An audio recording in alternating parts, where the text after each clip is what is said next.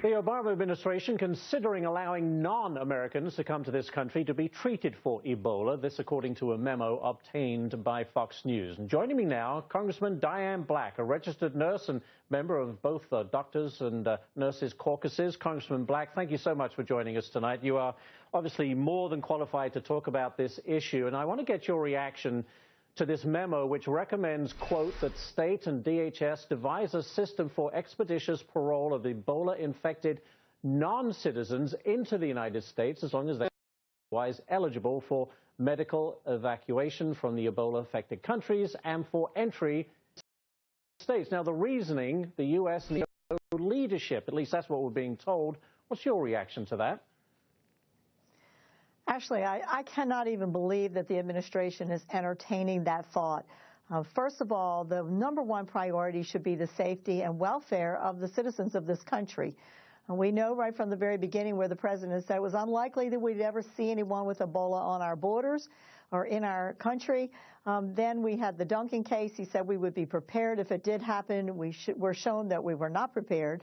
There's been confusion at the CDC about what we should do. The states are having to take over and say what they're going to do to protect the citizens of their state. And now the thought that they would entertain a non-citizen individual with Ebola coming to this country is just beyond the pale of any kind of intelligent thought. It just adds, doesn't it, to this, as you use the word confusing, and I think that's probably as accurate as any, because the president said today, quote, we don't expect to have similar rules as we do for our military as we do for civilians. I found that interesting because I don't think the Ebola virus cares how you got there or why you were there.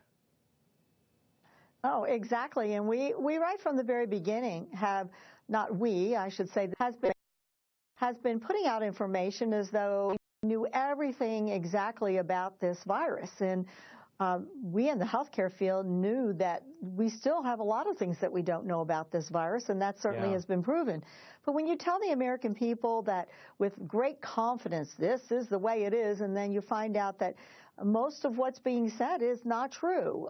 When they talked about being prepared, that was not true. When they talked about the way in which it was going to be handled in this country and its contagion and its all of the things, the treatment, all of what they've been saying has just been changing over time. And the truth of the matter is that we don't know fully about this virus.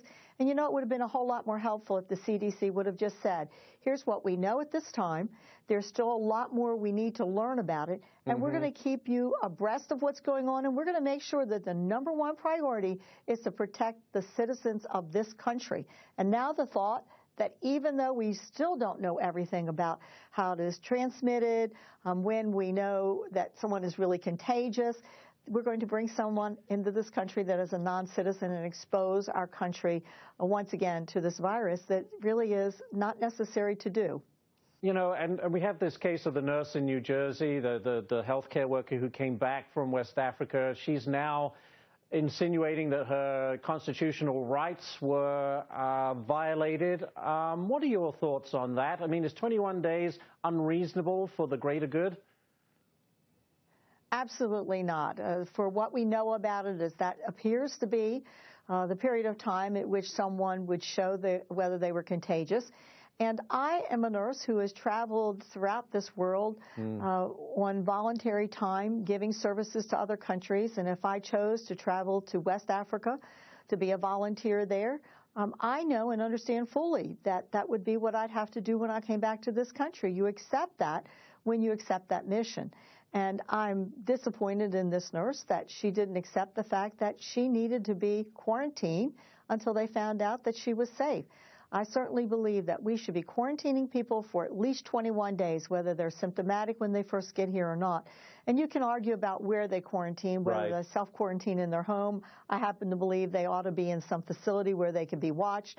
But regardless, there should be a quarantine, and we should be watching. Let's even look at the latest doctor back.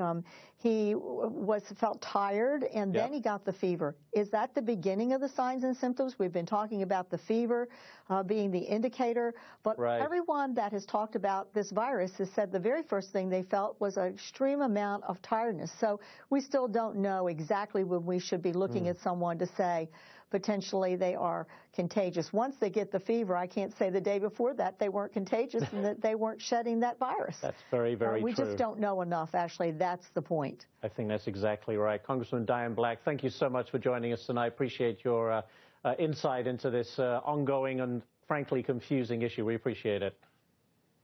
You're very welcome. Thank you for having me.